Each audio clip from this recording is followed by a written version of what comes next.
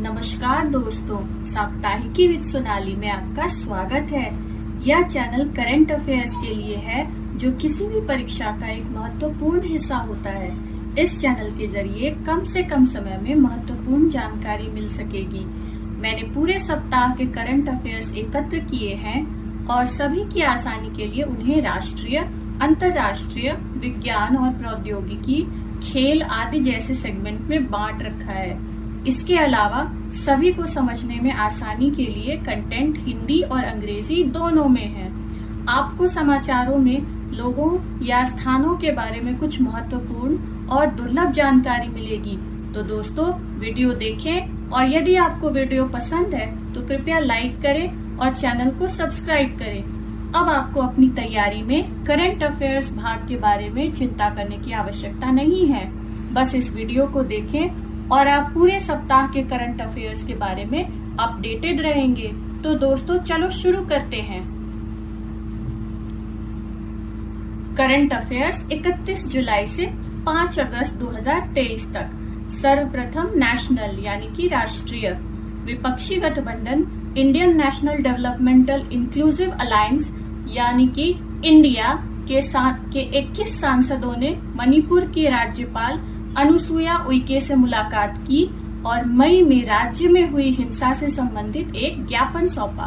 अब मणिपुर के बारे में कुछ महत्वपूर्ण तथ्य। मणिपुर पूर्वोत्तर भारत का एक राज्य है जिसकी राजधानी इम्फाल शहर है। यह उत्तर में नागालैंड, दक्षिण में मिजोरम और पश्चिम में असम और पूर्व में म्यांमार से घिरा हुआ है। वर्तमान मुख्यमंत्री एन बीरेन सिंह हैं और राज्यपाल अनुसुईया उइके हैं। क्या आपको मालूम है, मणिपुर को आधुनिक पोलो खेल का जन्म स्थान भी माना जाता है। मणिपुर में स्थित किबुल लामजाओ राष्ट्रीय उद्यान दुनिया का एकमात्र तैरता हुआ राष्ट्रीय उद्यान है। पश्चिम बंगाल के पूर्व मुख्यमंत्री बुद्धदेव भट्टाचार्य, जिन्हें सांस की बीमारी के कारण शनिवार को अस्पताल में भर्ती कराया गया था, उनकी हालत स्थिर लेकिन गंभीर है। उन्होंने 2000 से 2011 तक पश्चिम बंगाल के 7वें मुख्यमंत्री के रूप में कार्य किया। क्या आपको मालूम है, कोलकाता में दुर्गा पूजा को दिसंबर 2021 में संयुक्त राष्ट्र शैक्षिक, वैज्ञानिक और सांस्कृतिक संगठन यूनेस्को द्वारा मानवता की अमूर्त सांस्कृतिक विरासत की सूची में अंकित किया गया है। कला, इतिहासकार, विद्वान, लेखिका और मानविकी के लिए प्रतिष्ठित 2018 इन्फोसिस पुरस्कार की विजेता कविता सिंह का 2 साल से अधिक समय तक कैंसर से जूझने के बाद रविवार को निधन हो गया। प्रधानमंत्री नरेंद्र मोदी ने गुरुवार को 22 से 24 अगस्त को जोहानिसबर्ग में होने वाले ब्रिक्स शिखर सम्मेलन में व्यक्तिगत रूप से भाग लेने की पुष्टि की। रूस के राष्ट्रपति व्लादिमीर पुतिन इस शिखर सम्मेलन में डिजिटल माध्यम से भाग लेंगे। ब्रिक्स ब्राजील, रूस, भारत, चीन और दक्षिण अफ्रीका की विश्व अर्थव्यवस्थाओं का एक समूह है जिसका गठन 2010 में पूर्ववर्ती ब्रिक में दक्षिण अफ्रीका को शामिल करने से हुआ था। मूल संक्षिप्त शब्द ब्रिक या ब्रिक्स 2001 में गोल्डमैन सैक्स के अर्थशास्त्री जिम ओनिल द्वारा तेजी से बढ़ती अर्थव्यवस्थाओं का वर्णन करने के लिए गढ़ा गया था, जो सामूहिक रूप से 2050 तक वैश्विक अर्थव्यवस्था पर हावी होंगे। ब्रिक की स्थापना संयुक्त राष्ट्र महासभा के 61वें सत्र के दौरान 2006 में न्यूयॉर्क शहर के संयुक्त राष्ट्र मुख्यालय में हुई थी। पहला ब्रिक शिखर सम्मेलन 2009 में रूस के यकातेरिनबर्ग में आयोजित किया गया था।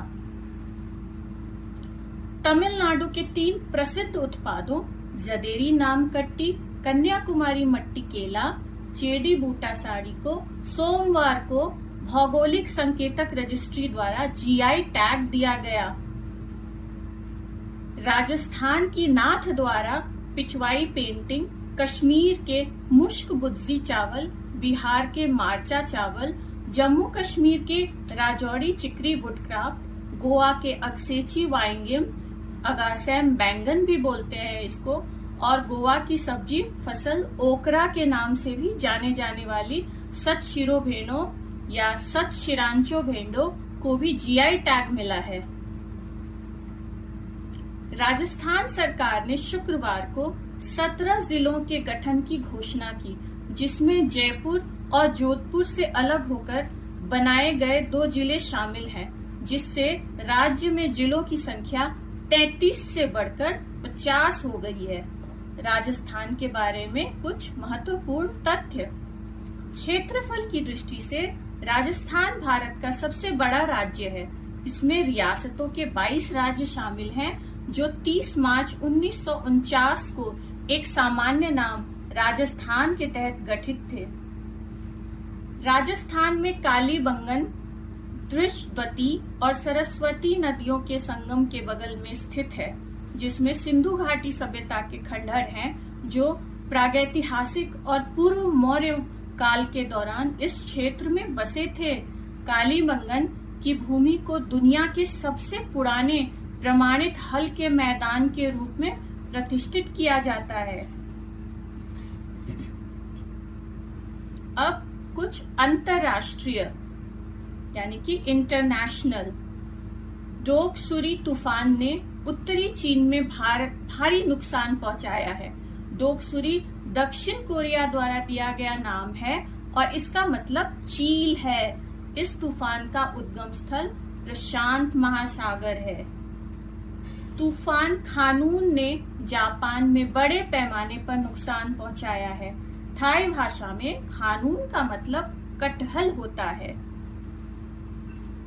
नाइजर के अपदस्थ राष्ट्रपति मोहम्मद बाजोम को बहाल करने की समय सीमा रविवार को करीब आने के साथ ही पश्चिम अफ्रीकी देशों के सैन्य प्रमुखों ने सैन्य हस्तक्षेप योजना को अंतिम रूप दिया और सैनिकों से तैयार रहने का आग्रह किया। नाइजर या नाइजर आधिकारिक तौर पर नाइजर गणराज्य कहा जाता है, जिसे पश्चिम अफ्रीका में एक लैंडलॉक देश है। यह उत्तर पूर्व में लिबिया, पूर्व में चाड, दक्षिण में नाइजीरिया, दक्षिण पश्चिम में बेनिन और बुर्किना फासो, पश्चिम में माली और उत्तर पश्चिम में अल्जीरिया से घिरा एक एकात्मक राज्य है। यह लगभग 12,70,000 स्क्वायर किलोमीटर यानी कि 4,90,000 वर्ग मील के भूमि क्षेत्र को कवर करता है, जो इसे पश्चिम अफ्रीका का सबसे बड़ा लैंडलॉक देश बनाता है। क्या आपको मालूम है, नाइजर का झंडा भारत से काफी मिलता जुलता है, जो कि आप नीचे दिए गए इस चित्र में देख सकते हैं। रूस की एक अदालत ने जेल में बंद विपक्षी नेता अलेक्सी नवलनी को चरमपंथ के आरोपों में दोषी ठहराया और उन्हें शुक्रवार को 19 साल जेल की सजा सुनाई। पाकिस्तान की एक अदालत ने इमरान खान को प्रधानमंत्री के रूप में अपने कार्यकाल के दौरान गैर कानूनी तरीके से सरकारी उपहार बेचने का दोषी पाया और उन्हें 3 साल जेल की सजा सुनाई, जिससे विपक्षी नेता के आगामी चुनाव लड़ने पर संभावित रूप से रोक लग गई। अब इमरान खान के बारे में कुछ महत्वपूर्ण तथ्य। इमरान खान एक पाकिस्तानी पूर्व क्रिकेटर और राजनीतिज्ञ हैं, जिन्होंने अगस्त 2018 से अप्रैल 2022 तक पाकिस्तान के 22वें प्रधानमंत्री के रूप में कार्य किया। वह राजनीतिक दल पाकिस्तान तहरीक-ए-इंसाफ (पीटीआई) के संस्थापक और अध्यक्ष हैं। क्या आपको मालूम है, नूरुल अमीन पाकिस्तान के इतिहास में उपराष्ट्रपति के पद पर काबिज होने वाले पहले और एकमात्र पदाधिकारी हैं। शिवा अय्यादुरई उन 4 भारतीय अमेरिकियों में शामिल हैं जो राष्ट्रपति पद की दौड़ में शामिल हैं। अय्यादुरई निर्दलीय उम्मीदवार के तौर पर चुनाव लड़ेंगे। अमेरिकी राष्ट्रपति चुनाव 2024 की दौड़ में रिपब्लिकन पार्टी के 3 भारतीय अमेरिकी पहले ही अपनी दावेदारी की घोषणा कर चुके हैं। ये हैं विवेक रामास्वामी, निक्की हेली, और हर्षवर्धन सिंह। वह ईमेल के आविष्कारक होने के अपने व्यापक रूप से विवादित दावे के लिए जाने जाते हैं। अब विज्ञान और प्रौद्योगिकी यानी कि साइंस एंड टेक्नोलॉजी। भारतीय अंतरिक्ष अनुसंधान संगठन इसरो ने रविवार को सतीश धवन अंतरिक्ष केंद्र से द्वीप राष्ट्र के DSSAR उपग्रह के प्राथमिक पेलोड के साथ 7 सिंगापुरी उपग्रहों को ले जाने वाले ध्रुवीय उपग्रह प्रक्षेपण यान यानी कि PSLV C-56 को सफलतापूर्वक लॉन्च किया। भारतीय अंतरिक्ष अनुसंधान संगठन, जिसे आमतौर पर इसरो के रूप में जाना जाता है, इसका गठन 15 अगस्त 1969 को हुआ था। पहले अध्यक्ष विक्रम साराभाई थे और वर्तमान अध्यक्ष श्रीधर सोमनाथ हैं। 38 मिलियन से अधिक साल पहले व्हेल के एक नए वर्णिम 38 मिलियन से अधिक साल पहले व्हेल पेरुसेटुस कोलोसस के एक नए वर्णित जीवाश्म के आधार पर वैज्ञानिकों का मानना है कि यह ब्लू व्हेल से भारी हो सकता है। नासा के वायेजर 2 अंतरिक्ष यान का 21 जुलाई को एक मानवीय त्रुटि के कारण पृथ्वी से संपर्क टूट गया था, जिसने इसके एंटीना को दूर झुका दिया था। हालांकि हफ्तों के प्रयास के बाद इंजीनियरों ने वायेजर 2 से दिल की धड़कन संकेत प्राप्त करने में कामयाबी हासिल की। यह दर्शाता है कि यह फिर से शुरू हो जाएगा। वायेजर 2 एकमात्र अंतरिक्ष यान है जो सौर मंडल के सभी 4 विशाल ग्रहों का करीब से अध्ययन करता है। वायेजर 2 यूरेनस और नेपच्यून से गुजरने वाली पहली मानव निर्मित वस्तु थी। भारतीय अंतरिक्ष अनुसंधान संगठन इसरो ने कहा कि 14 जुलाई को प्रक्षेपण के बाद अपनी 40 दिन की यात्रा में से आधे से अधिक समय पूरा करने के बाद चंद्रयान 3 को शनिवार शाम चंद्रमा की कक्षा में सफलतापूर्वक स्थापित कर दिया गया। अब चंद्रयान 3 के बारे में कुछ महत्वपूर्ण तथ्य। आंध्र प्रदेश के श्रीहरिकोटा स्थित सतीश धवन अंतरिक्ष केंद्र से 14 जुलाई 2023 को दोपहर 2:35 पर चंद्रयान 3 लॉन्च किया गया। अंतरिक्ष यान को लॉन्च व्हीकल मार्क 3 LVM-3 द्वारा लॉन्च किया गया था और इसमें एक लैंडर और एक रोवर है। अगस्त में सतह पर उतरने के बाद रोवर फिर चंद्रमा की सतह को तैनात करेगा और अन्वेषण करेगा। यान चंद्रमा के दक्षिणी ध्रुव पर उतरने के लिए तैयार है, जहां चंद्रयान 1 ने पानी के अणुओं की उपस्थिति की खोज की थी। क्राफ्ट में लैंडर विक्रम, रोवर प्रज्ञान और एक प्रणोदन मॉड्यूल शामिल है। अब खेल कूद यानी कि स्पोर्ट्स। स्टुअर्ट ब्रॉड ने ओवल में तीसरे दिन के खेल के बाद घोषणा की कि 5वां एशेज टेस्ट उनका आखिरी टेस्ट होगा, क्योंकि उन्होंने पेशेवर क्रिकेट से संन्यास लेने के अपने फैसले का खुलासा किया, जिससे 17 साल के अंतर्राष्ट्रीय करियर का अंत हो गया। ब्रॉड जेम्स एंडरसन के साथ 600 टेस्ट विकेट का आंकड़ा पार करने वाले केवल 2 तेज गेंदबाजों में एक। ओवल टेस्ट के दौरान एशेज में 150 से अधिक टेस्ट विकेट लेने वाले तीसरे गेंदबाज भी बने। वह टेस्ट क्रिकेट में 5वें सबसे ज्यादा विकेट लेने वाले गेंदबाज के रूप में अपना करियर खत्म करेंगे।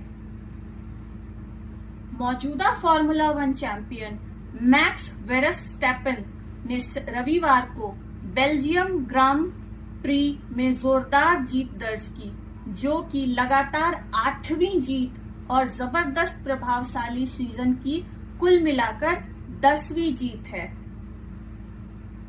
रविवार को महिला विश्व कप में दक्षिण कोरिया पर 1-0 की जीत के दौरान मोरक्को ने कई मायनों में इतिहास रचा। डिफेंडर नोहेला बेंजीना सीनियर स्तर पर विश्व कप खेल में हिजाब पहनने वाली पहली खिलाड़ी बनी और उनकी टीम की साथी इब्तिसाम जरैदी ने एटलस लियोनेस के लिए विश्व कप का पहला गोल किया। ऑस्ट्रेलिया और न्यूजीलैंड में 2023 महिला विश्व कप के साथ फीफा ने एक टूर्नामेंट शुभंकर बनाने का विकल्प चुना जो दोनों देशों का प्रतिनिधित्व करता है। ताजुनी, एक मजेदार फुटबॉल प्रेमी पेंगुइन, इस साल की प्रतियोगिता के शुभंकर के रूप में काम करेगा। 5 बार के विश्व चैंपियन विश्वनाथन आनंद 36 साल में पहली बार प्रकाशित शास्त्रीय शतरंज रैंकिंग में शीर्ष भारतीय नहीं होंगे। आनंद के शिष्य गुकेश डी ने बाकू में फिडे विश्व कप के दूसरे दौर में मिस्त्रादीन इस्कंदरोव पर जीत के बाद सुनिश्चित किया कि वह महीने का अंत शीर्ष रैंकिंग वाले भारतीय के रूप में करेंगे।